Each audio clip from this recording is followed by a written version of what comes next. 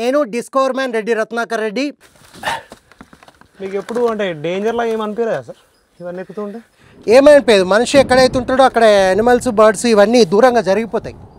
ఎప్పుడన్నా చిన్న చిన్న యాక్సిడెంట్స్ ఏమైనా అయినాయా సార్ మీకు? ఏం కాలేదు. ఎప్పుడైనా రాళ్ళ మీద నుంచి పడతాం కానీ సేఫ్ సైడ్ అనమాట. ఈ ఆక్సిజన్ చాలా విలువైంది. అంటే ఎట్లా చెప్పచ్చు దీని ఆక్సిజన్ విలువైందంటే దీనిపైన లైకెన్స్ అని ఉంటాయి. జింకలు ఉన్నాయంటే ఆటోమేటిక్గా పులులు ఉన్నట్టే, ఎలుగుబంట్లు ఉన్నట్టే, సమస్త జీవరాశి ఉన్నట్టే. అయితే ఈ నెల మధ్య ఇట్లా గ్యాప్ వస్తే దీన్ని గండి అంటారు. ఈ గండికుంట, గండిపేట చెరువు అంటే ఇదే.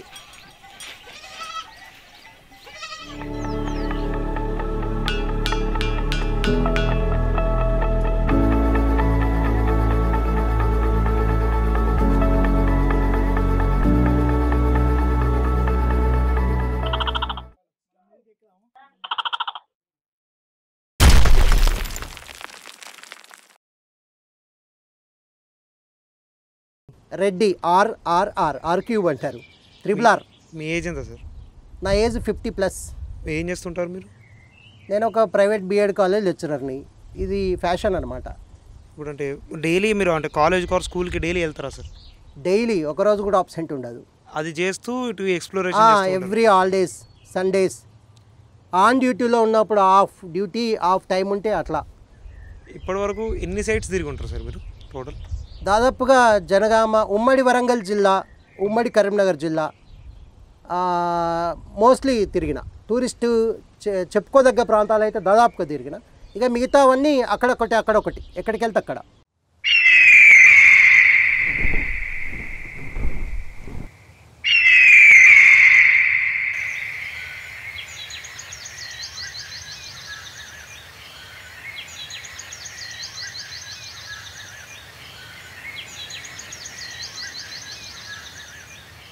ఉమ్మడి వరంగల్లో ఉన్నప్పుడు జనగామకు చరిత్ర పుస్తకాలలో కనిపించకపోతుండే. అదిగో ఆ ప్రశ్న నుంచి మొదలైంది నా ప్రస్థానం. అప్పటి నుంచి ఇప్పటి వరకు సుదీర్ఘంగా ఏ ఒక్కరోజు ఆపకుండా కూడా ఈ డిస్కవర్ కొనసాగుతూ వస్తుంది. అయితే ఇప్పుడు మాత్రం జనగామకి 100కి 100% గ్రామాలలో ఆది మానవుల ఆధారాలు కనుగొన్నాను. అంటే ఏంటివి అంటే పాతరాతి యుగపు పనిముట్లు, నవీన శిలాయుగపు గ్రూవ్స్, నవీన శిలాయుగం నాటి రాతిగొడ్డళ్ళు, దంపుడు రాళ్ళు, నూరుడు రాళ్ళు, ఇవే కాకుండా నవీన శిలాయుగపు చిత్రాలు, మధ్య శిలాయుగం నాటి ఆది మానవులు వేసిన పెయింటింగ్స్. గోపరాజుపల్లి అనే గుట్టలో దిగువన మధ్య శిలాయుగం నాటి చిత్రాలు ఉంటాయి. సిద్దంకి గుట్టకు పాతరాతి యుగపు చివరి దశలో ఉండే పెట్రోగ్లిప్స్, గంటు చిత్రాలు కనిపిస్తాయి. పెద్ద పెద్ద గుహలు కనిపిస్తాయి. అదిగో పాతరాతి యుగపు చివరి దశ నుంచి ఈ మానవుడి ప్రస్థానం కొనసాగుతూ వస్తుంది. ఇప్పుడు నేను ప్రజెంట్ కొనసాగుతున్నది ఏంటంటే రింగింగ్ రాక్స్ పైన పరిశోధన చేస్తున్నాను.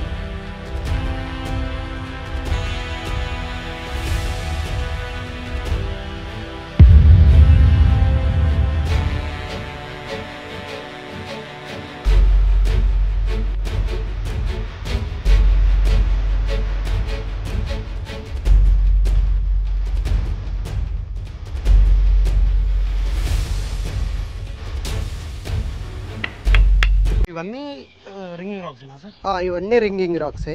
ఓకే. ఇవన్నీ ఎట్లా ఫామ్ అవుతాయి సార్? అంటే ఇవి ఏంటంటే అగ్నిపర్వతం నుంచి లావా పైకి ఉబికి వస్తుంది.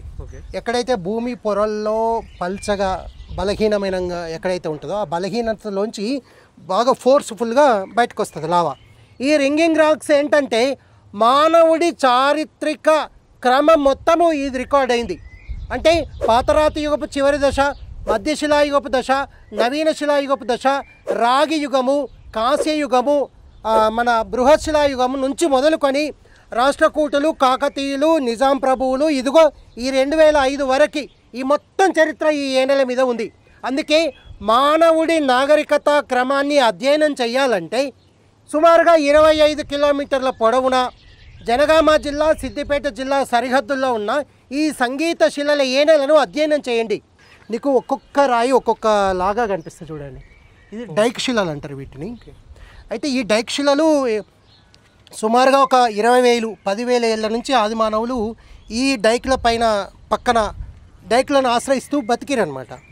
మనం ఎట్లా చెప్పొచ్చు అంటే ఇక్కడ వాళ్ళు గీసిన చిత్రాలు, వాళ్ళు వాడిన రాతి పనిముట్లు, వాళ్ళు తయారు చేసుకున్న మట్టి పాత్రలు అవన్నీ ఈ ఏనెల పైన కనిపిస్తాయి పక్కల. టోటల్ ఇది ఎంత ఉంటుంది సార్ స్ట్రెచ్? సుమారుగా ఒక 20 నుంచి 25 కిలోమీటర్ల పొడవు ఉంటుంది ఇది ఏనే. ఇక్కడ మానవుడి తయారు చేసుకున్న రాతి పనిముట్లు కనిపిస్తాయి. మానవుడి యొక్క రిచువల్ అది ఏంటంటే రిలీజియన్ పరమైన కర్మకాండలకు సంబంధించిన చారిత్రక ఆధారాలు కనిపిస్తాయి. నిలువు రాళ్ళు కనిపిస్తాయి. స్టోన్ సర్కిల్ మన మెనిహిర్స్ అంటాం, స్టాండింగ్ స్టోన్స్ అంటాం, అవి కనిపిస్తాయి. బృహత్ శిలాయుగపు శ్మశాన వాటికలు కనిపిస్తాయి. అంటే బృహత్ శిలాయుగంలో స్టోన్ సర్కిల్స్ ఉన్నాయి. పెద్ద పెద్ద రాళ్ళని ఒక 20 నుంచి 50 వరకు రాళ్ళని ఇలా రౌండ్గా పెడతాడు. స్టోన్స్ని సర్కిల్గా పెడతాడు కాబట్టి వాటిని స్టోన్ సర్కిల్స్ అంటారు. తెలుగులో బృహద్ శిల అంటారు. బృహద్ అంటే పెద్ద పెద్ద పెద్ద పెద్ద రాళ్లతో నిర్మాణం చేశాడు కాబట్టి దాన్ని బృహత్ శిలాయుగం అన్నాం. ఇంగ్లీష్లోనైతే మెగాలిథిక్ ఏజ్. మెగా అంటే పెద్ద, లిథిక్ అంటే రాయి. పెద్ద పెద్ద రాళ్లతో నిర్మాణాలు చేశాడు కాబట్టి దాన్ని మెగాలిథిక్ ఏజ్ అంటాం. ఇక ఆ మెగాలిథిక్ ఏజ్కి సంబంధించిన కల్చర్ ఉంటుంది. కాకతీయుల నాటి దేవాలయాలు ఉన్నాయి. రాష్ట్రకూటుల నాటి వీరుల శిల్పాలు కట్కూరు గ్రామంలో ఉన్నాయి. ఇట్లాంటి ఇప్పుడు ప్రపంచంలో ఇంకెక్కడ ఉన్నాయి సార్? ఇక్కడ ప్రపంచం అంతటా భూమి పైన అంతటా ఉన్నాయి. లావా ఎక్కడి నుంచి బయటకు వస్తుందో అదంతా కనిపిస్తుంది. ఓకే, ఎంత రింగింగ్ రాక్స్, బెల్స్ వస్తాయి.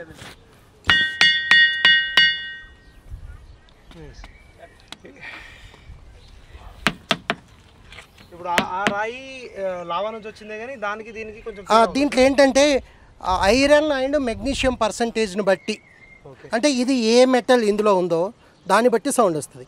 For example iron percentage 9 to 12% ఉందనుకో, ఎంత ఎక్కువ ఐరన్ పర్సంటేజ్ ఉంటే అంత సౌండ్ వస్తుంది. విఎస్ఆర్ నగర్లో నిన్న మొన్న పుట్టిన గ్రామం ఉంది. అంటే వేల ఏళ్ళుగా పుట్టిన గ్రామాలు ఉన్నాయి. నిన్న మొన్న ఏర్పడ్డ గ్రామం కూడా ఇదే ఏనకు కనిపిస్తుంది. ఇవి చిత్రాలు నవీన శిలాయుగపు చివరిలో, బృహత్ శిలాయుగపు మొదట్లో వేసిన చిత్రాలు అని చెప్పచ్చు. అప్పటికే పశు పోషణ ఒకటి వృత్తిగా ఉంది.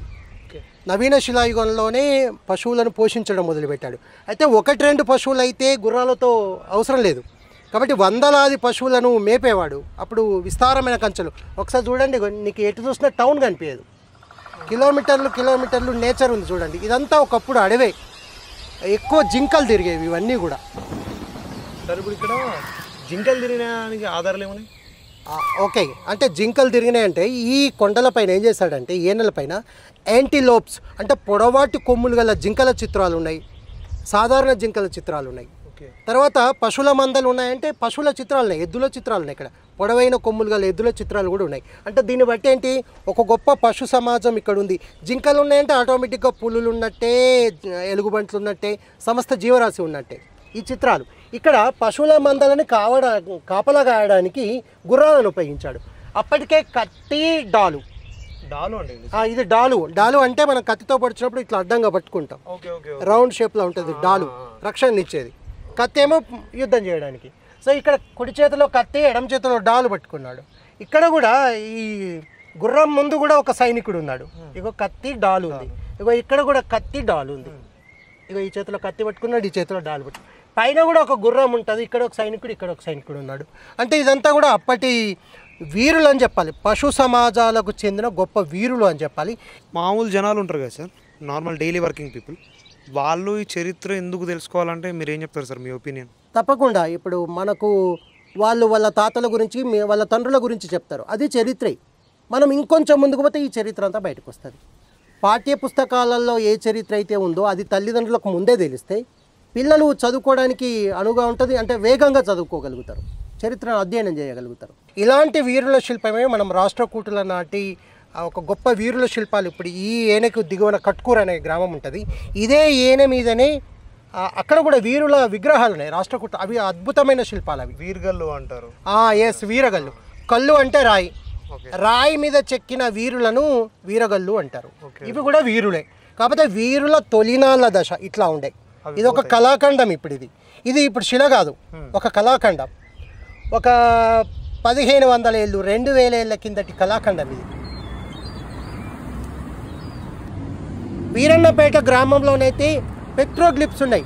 పెట్రోగ్లిప్స్ అంటే ఒక పదునైన లోహపు పరికరంతో శిల లోపలికి గంటు పడేలా లోపలికి పెట్టి గీస్తాడు. వాటిని గంటు చిత్రాలు అంటారు, పెట్రోగ్లిప్స్ అంటారు. మామూలు పరిభాషలోనైతే రింగింగ్ రాక్స్ అంటారు, మ్యూజికల్ స్టోన్స్ అని కూడా అంటారు, ఇంకా లీథోఫోనిక్ రాక్స్ అంటారు. లిథోఫోనిక్ రాక్స్. లిథో అంటే రాయి, లిథిక్ అంటే రాయి అనమాట. అంటే ధ్వని ఇచ్చే రాళ్ళు అనమాట.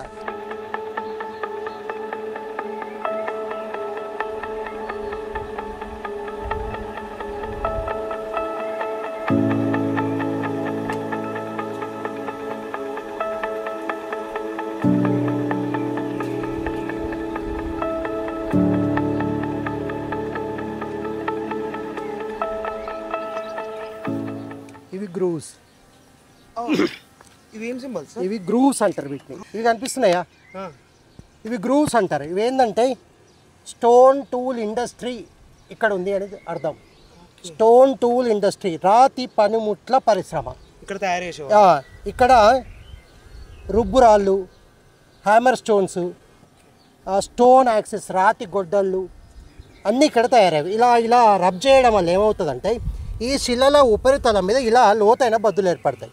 దీన్ని ఆర్కియలాజికల్ టర్మ్, పురావస్తు పరిభాషలో గ్రూవ్స్ అంటారు. గ్రూవ్స్. ఇగో ఇక్కడ ఒక గ్రూవ్, ఇక్కడ ఒకటి గ్రూవ్స్.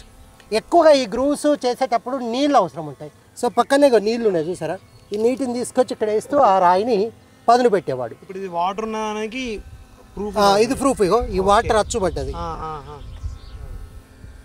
ఇది ఎన్ని ఇయర్స్ కింద సార్ అందాదా? ఇది నియోలిథిక్ ఏజ్ అంటే 5000 ఏళ్ళు. 5000 ఏళ్ళ కిందటే రాతి పనిముట్లు తయారు చేసుకున్నాడు. ఇట్లాంటివి మనకి ఏ నెల మీద అక్కడక్కడ కనిపిస్తాయి.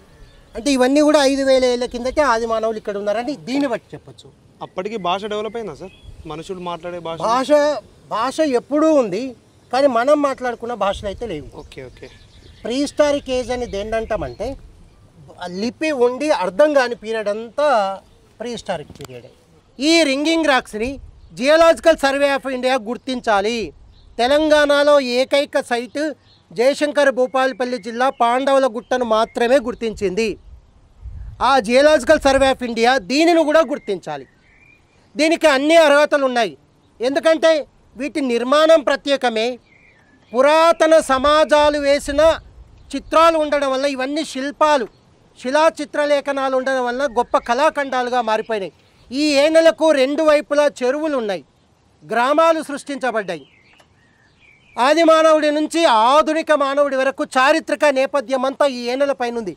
అందుకే జియోలాజికల్ సర్వే ఆఫ్ ఇండియా పరిశోధనలు చేయాలి.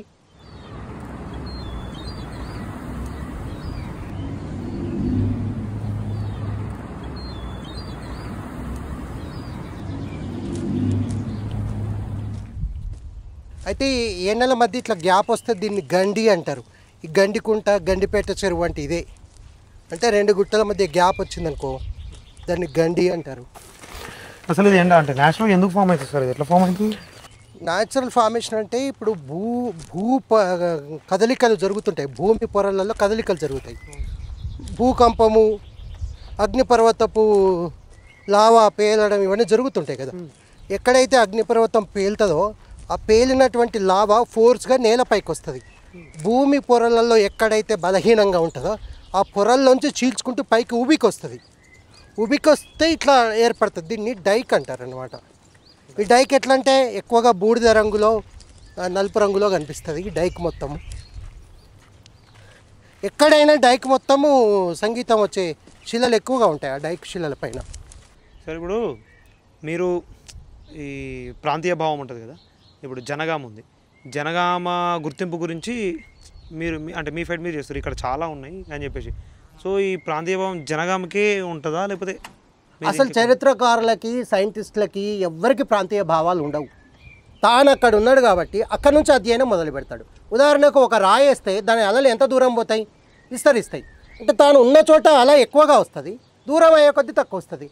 నేను నా జాబ్ చూసుకోవాలి, నా ఫ్యామిలీ చూసుకోవాలి కాబట్టి దాని యొక్క అలలు ఎంత దూరం పోతాయి? నేను మైగ్రేట్ అయి ఉంటే మళ్ళీ అక్కడ ఎక్కువ పరిశోధన చేయగలుగుతా. అట్లా అయితే నేను ఆన్లైన్లో చూసిన సార్, ఆన్లైన్లో చూస్తే world wide just 20 sites 30 sites ఉన్నాయని చెప్తున్నారు. అది నిజమా అబద్ధమా? అవేంటంటే గవర్నమెంట్ వాటిని ఐడెంటిఫై చేసింది. జియోలాజికల్ సర్వే ఆఫ్ ఇండియా అనేది మనకి ఇండియాలో ఉంది. అట్లా ప్రతి ప్రపంచ దేశానికి ఒక సర్వే అట్లా ఉంటుంది, జియోలాజికల్ సంస్థ. అట్లా వాటిని గుర్తించింది. ఇప్పుడు తెలంగాణలోనేమో పాండవుల గుట్ట అనే ఒక ప్రాంతం ఉంటుంది జయశంకర్ భూపాలపల్లి జిల్లాలో. అక్కడ ఉన్న పాండవుల గుట్టను జియోలాజికల్ సర్వే ఆఫ్ ఇండియా గుర్తించింది. అది ఒక్కటే సైట్ ఉంది మన దగ్గర. నేనేమంటున్నా, ఈ రింగింగ్ రాక్స్ సైట్ని కూడా జిఎస్ఐ గుర్తించాలి. ఆ దిశగా ఈ ప్రయత్నాలన్నీ జరుగుతున్నాయి. దీనిపైన లైకెన్స్ అని ఉంటాయి. లైకెన్స్ అంటే ప్యాచెస్గా శిలల పైన ఉంటాయి. అంటే పెయింట్ చల్లినట్టు అట్లా మచ్చలు కనిపిస్తాయి. ఆరెంజ్ కలర్లో, యాష్ కలర్లో, ముదురు గ్రీన్ కలర్లో మచ్చలు కనిపిస్తాయి. వాటిని లైకెన్స్ అంటారు. ఆ లైకెన్స్ ఏంటంటే అవి ఎక్కడైతే శిలల ఉపరితలం పైన లైకెన్స్ కనిపిస్తాయో అక్కడ వాతావరణం చాలా స్వచ్ఛంగా ఉంటుంది, జీవ వైవిధ్యానికి అనుకూలంగా ఉంటుంది. అంటే ఎన్ని రకాల జీవులైనా ఇక్కడ జీవించడానికి అవకాశం ఉంది. వాటినే ప్రకృతి రైతులు అంటారు. ఆ లైకెన్స్ అన్ని గ్రామాల వాళ్ళు ఎక్కడికక్కడ ఏళ్ళ మీద వచ్చి సంగీతాన్ని మీటితే ఒక గొప్ప ప్రయోజనం వస్తుంది. ఏంటి అంటే ఈ రాళ్ళని గ్రానైట్ కింద తరలిస్తున్నారు. ఒక అద్భుతమైన చారిత్రక సంపద ఇది. ఇప్పుడు మనం వచ్చే చోట మనం వీరుల చిత్రాలు చూసాము, అవి అక్కడంతా గ్రానైట్ అయింది. కొద్ది రోజులకు ఆ గ్రానైట్ కూడా పోతుంది. అక్కడ ఉన్న గ్రామస్తులకే అక్కడ అద్భుత చిత్రాలు తెలియవు. ఇప్పుడు ఉన్న చుంచడకోట దగ్గర తాత ఉన్నాడు, తండ్రి ఉన్నాడు, మనవడు ఉన్నాడు. 3 తరాల వాళ్ళకి ఇక్కడ బొమ్మలు ఉన్నట్టు తెలియదు. ఈ కిందనే పశువుల కొట్టం ఉంది, వాళ్ళకి తెలియదు. అంటే ఈ చారిత్రక నేపథ్యం ఉంది అని చెప్పాలంటే ఒక మ్యూజికల్ ఫెస్టివ్ అక్కడి నుంచి ఇక్కడి వరకు ఒకటే రోజు అందరు ఎక్కారనుకో వరల్డ్ వైడ్గా ఫేమస్ అవుతుంది. దీన్ని ప్రభుత్వం గుర్తించడానికి వస్తుంది.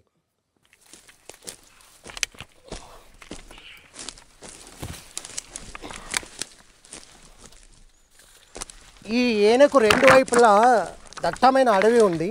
అయితే కొన్ని వేల ఏళ్ళ నుంచి ఈ అడవి ఇట్లా పెరిగిపోయింది. ఎక్కువగా ముళ్ళ పొదలు ఉండడం వల్ల ఉడుములు ఎక్కువగా కనిపిస్తాయి. ఉడుములు, ముంగిసలు, పాములు, ఊసరవెల్లులు, తొండలు, బల్లులు ఇట్లా ఎక్కువ కనిపిస్తుంటాయి.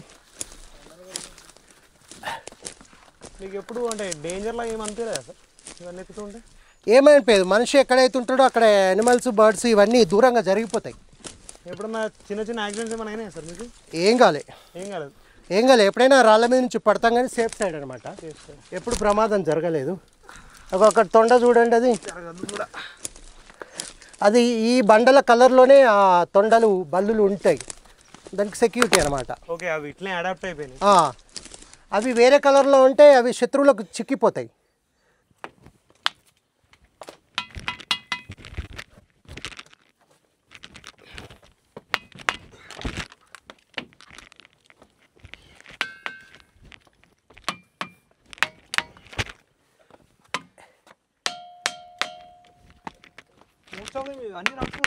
అన్ని రింగ్ అయితే దాదాపుగా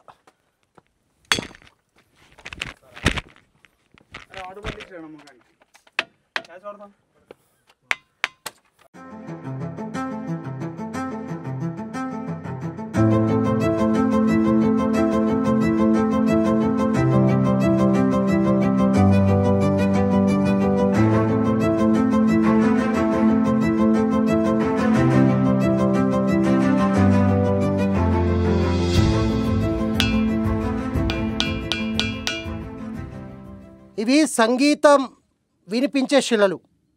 శిలలు ఎందుకు సంగీతం వినిపిస్తాయి? ప్రధాన కారణం ఈ శిలల్లో 9 నుండి 12% ఐరన్, మెగ్నీషియం వంటివి ఉంటాయి. ఐరన్ పర్సంటేజ్ ఎంత ఎక్కువ ఉంటే అంత సంగీతం వినిపిస్తాయి. అయితే ఈ రాతిలో ఉండే కణాలు కంపనం చెందుతాయి. కంపనం అంటే అటు ఇటు, ఒకసారి ఇటు ఊగి ఒకసారి ఇటు వస్తే ఒక కంపనం. అట్లా ఇందులో ఉండే పదార్థం కంపించడం వల్ల ఈ సంగీతం వస్తుంది. ఈ రాళ్ళ యొక్క ఆకృతి, రాళ్ళు మిగతా రాళ్ళను బేస్ చేసుకొని ఉన్న తీరు, వాటిని బట్టి కూడా సంగీతం వస్తుంది.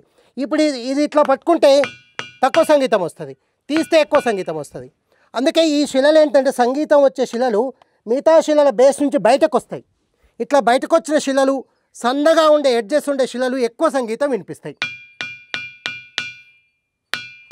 ఇవన్నీ కూడా సంగీత శిలలే, కాకపోతే కొన్ని ఎక్కువ కొన్ని తక్కువ సంగీతం వినిపిస్తాయి. ఇది కూడా సంగీతం వినిపిస్తుంది. ఇందులో ఏంటంటే కణాలు దగ్గరగా కాకుండా కొంత స్పేస్ దూరంగా ఉంటాయి. కంపించడానికి అనువుగా దూరంగా ఉండడం వల్ల ఇట్లా కనిపిస్తాయి.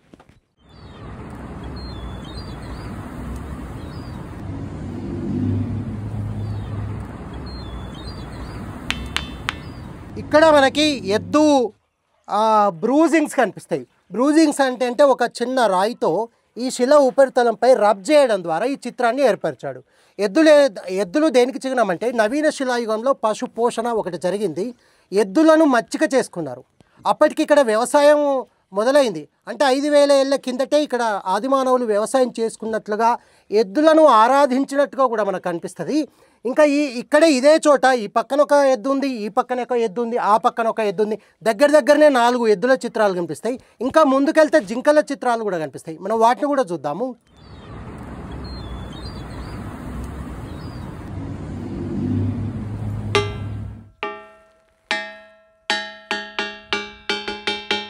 ఇప్పుడు ఇది షేప్ ఇట్లుంది కదా, ఇట్లా అంటే న్యాచురల్గా ఇట్లా ఫామ్ అయిందా సార్ ఇది? ఇది న్యాచురల్గా ఫామ్ అయింది, కానీ దీని మీద కప్ మార్క్స్ ఉన్నాయి. కప్ అంటే ఒక బద్ది, గోళీలు ఆడే బద్ది ఉంటుంది కదా, అట్లా బద్ది ఏర్పడుతుంది.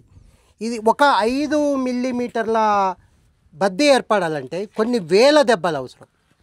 ఇది ఇంత పెద్ద బద్ది ఏర్పడ్డదంటే కొన్ని లక్షల దెబ్బలు అవసరం.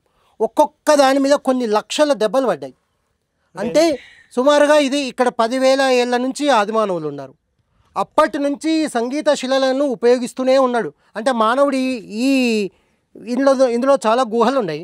గుహలలో తలదాచుకునేవాడు. తర్వాత కాలంలో గుడిసెలు పందిళ్ళ లాంటివి వేసుకున్నాడు. బృహశిలాయుగంలో కిందికి వచ్చాడు. అప్పుడు ఏంటంటే ఈ రాళ్ళ మీద జీవించాడు కాబట్టి సరదాగా కొట్టేవాళ్ళు, ఒక సమావేశం ఇక్కడ ఉందని పిలవడానికి వీటిని వాయించేవాళ్ళు. తర్వాత ఉత్సవాలు జరిగేటప్పుడు వీటిని వాయించేవాళ్ళు. ఇంకా ఇదొక సమావేశ మందిరం, ఓపెన్ ఆడిటోరియం అని చెప్పచ్చు, ఒక సాంస్కృతిక వేదిక. అంటే ఏం చేయాలి, ఏం జరుగుతుంది, ఉత్సవం ఏంటి, ఇవాళ ఏం చేయాలి, తప్పిపోయిన వాళ్ళు ఎవరు, వచ్చే వాళ్ళు ఎవరు, ఏదైనా సరే ఇది చాలా దూరం కొన్ని కిలోమీటర్లు వినిపిస్తుంది. ఇప్పుడు సౌండ్ పొల్యూషన్ వల్ల నీకు తక్కువ వినిపించదు, కానీ ఇక్కడ వినిపిస్తుంది. ఎందుకంటే ఇక్కడ సౌండ్ పొల్యూషన్ ఉండదు.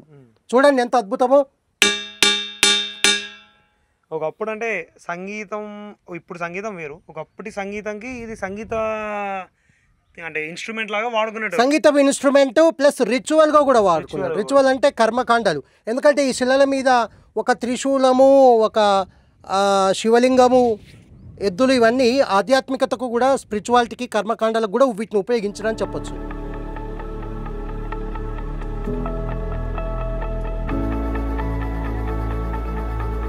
చుంచలకోట ఏనెల పైన జింక చిత్రాలు అని చెప్పాం కదా, ఇగో పొడవాటి కొమ్ములు, దీనిపైన లైన్స్ కూడా ఇచ్చాడు. తల, 2 కాళ్ళు, ఇక్కడ ఒక 2 కాళ్ళు, ఇది బాడీ, ఈ పైన కొమ్ములు ఇచ్చాడు. చూసారా?